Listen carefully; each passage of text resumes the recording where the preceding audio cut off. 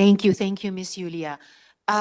Before some of my follow-up questions about your the previous video and also with your presence with us today, could I just quickly ask, in the video you mentioned Jack Roy.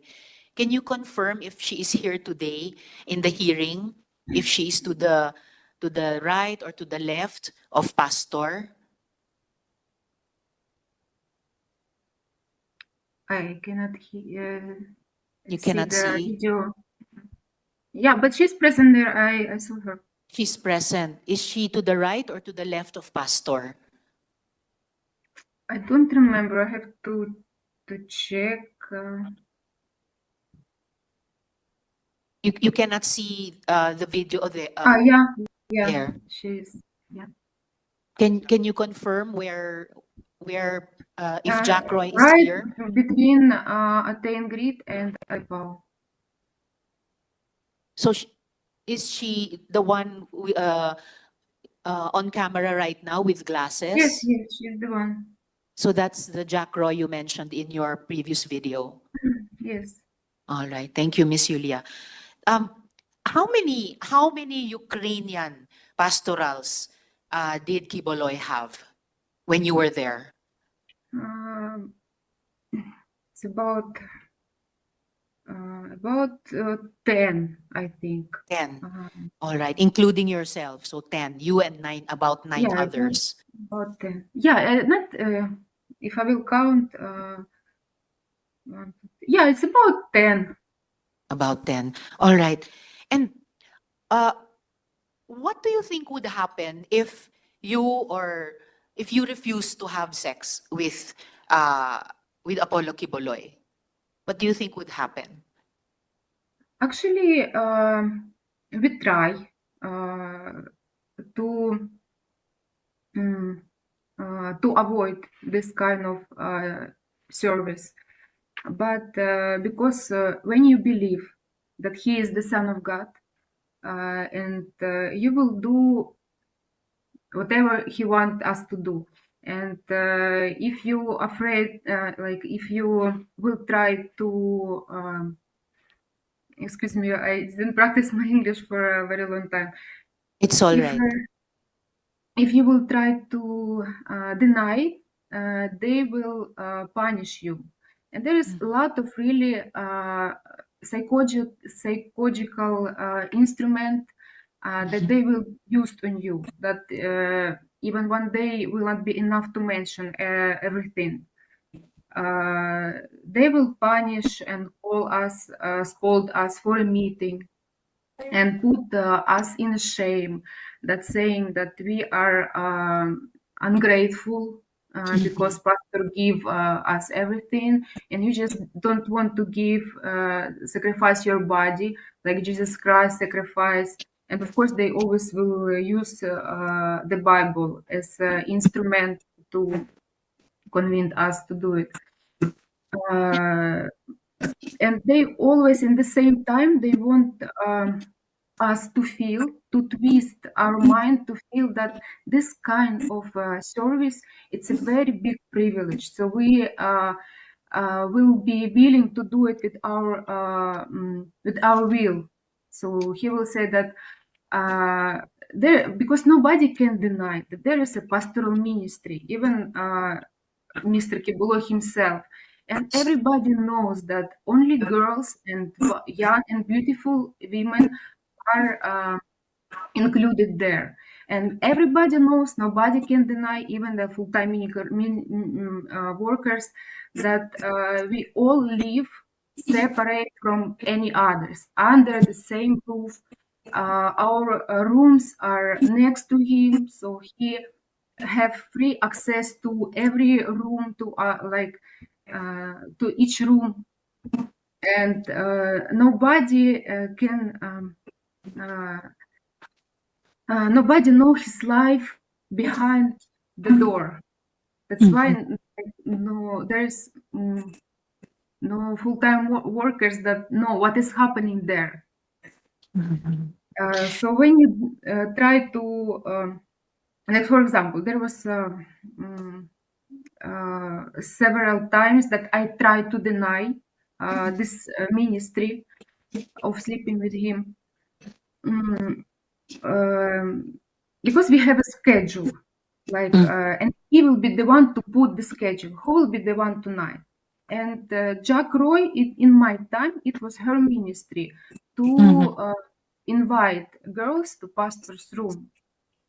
And actually to invite the girls to this ministry, to pull them in his room. And Miss Julia, you told us something very important. You said that nobody can deny that there was such a thing as a pastoral ministry. You told us that twice.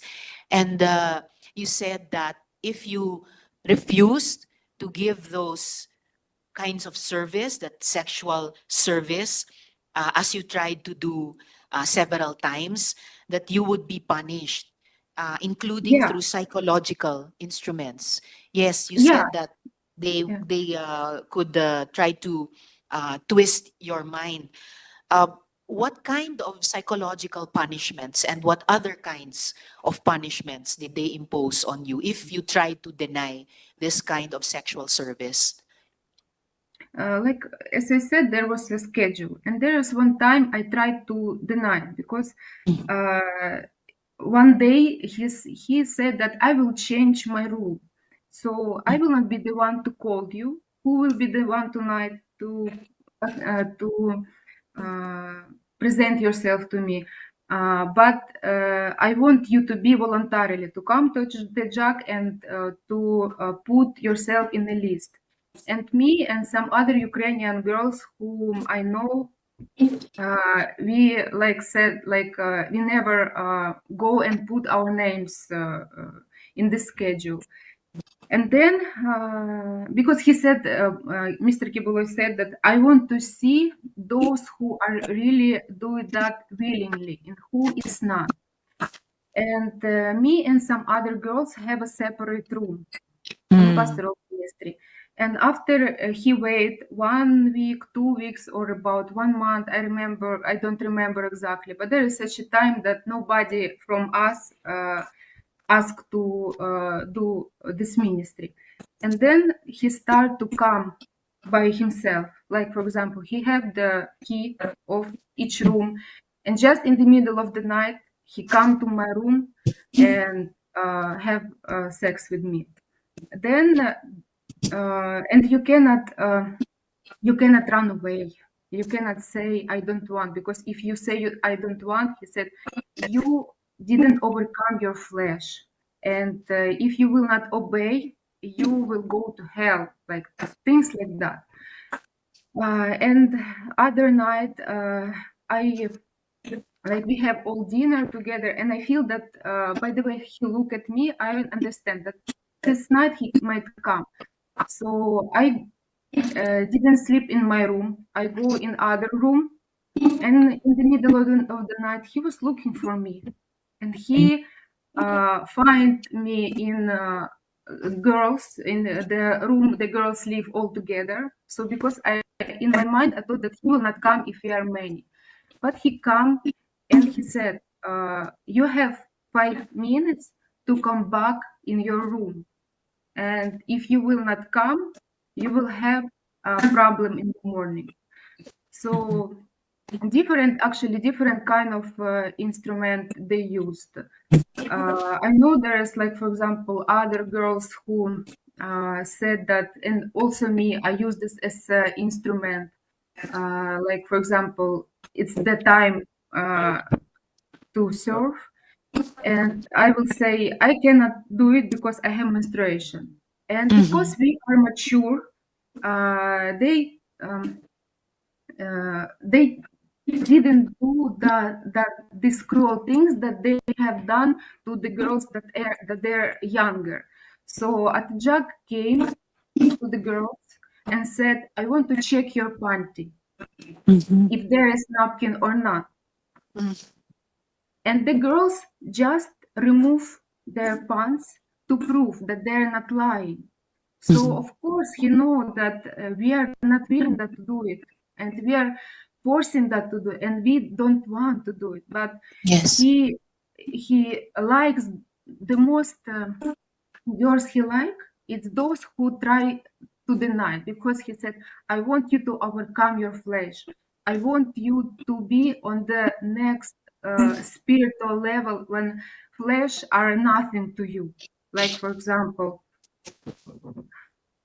And after all, you said that uh, Pastor had free access to the rooms. He even had keys to the rooms. So about the schedule that you mentioned, Miss Julia, do you mean Monday, Tuesday, Wednesday, Thursday, Friday, Saturday, Sunday? It was a young girl or a young and beautiful woman. No rest day. Every day there was somebody scheduled. Yeah, there's for every night there's he never stay alone, and all the girls that were living in uh, pastoral area, they s- like they have this kind of ministry. Someone have just several times to experience that, and some have to do it like all the time, like almost every week. And you also mentioned another important thing earlier, Miss Julia, that nobody, even some of the full-time workers, nobody knows pastor's life behind those doors, behind the doors of the pastorals. You also mentioned Jack or Jacqueline Roy as your groomer. How did she groom you? At first, it's a long story, because in order to do it, it's not a very quick way. So I will try to make it short. Yes, Like please. when I was in transferred to a pastoral area and I started to live with Atejak, I was very new. I even didn't know English, any word of English, and he was very in hurry to pull me in pastoral to pastoral ministry. And there was one time at a jog in it was night, and she called me and she said like he wants to talk to you. And I came to his room, and he have Russian Bible. He opened Russian Bible, and because he cannot talk to me in English, and he said, "I want you to read this verse in Russian." So I opened this Bible, and there was a verse. I don't know how to say it in English. Translated in Mm. English, it's about there's scripture about to sacrifice your body, like that. Mm. And he was trying to ask me, "Are you ready to sacrifice like your body?" And he put his finger on the bed, because we were sitting on the chair before the bed, and he showing to the bed, and he started to pull me. And then I was because I was very new and everything that I know about him was good, and I Mm. get scared, I get shocked, because like in my mind, this is really what he mean by pulling me to the bed. And I run away from the room, and there's a garage in front of in front of Bible school. But in that time there was Sampayan, a big place with a lot of stuff. And I ran away, because where I can go? I'm in other country. Where I will go? So I ran away, and I hide myself there. And I was just crying, because I was thinking how to go home. I get a problem, and who can help me to go out of this? And then when it's already morning, of course, I have to appear where I cannot stay there forever. And when I come back to the room, Jack was very mad to me, and Mm. they said that you run away from him, you don't have any respect to the Son of God, and they like start to let me feel that I'm guilty. And then I guess they realized that it's too early for me. I'm not ready yet. I'm not still not brainwashed that I can do it.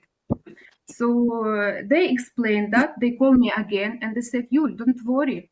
This is the you because they saw my reaction. They know that they cannot do it. I will just go away." And they said, "You don't worry. You didn't. You help me this word.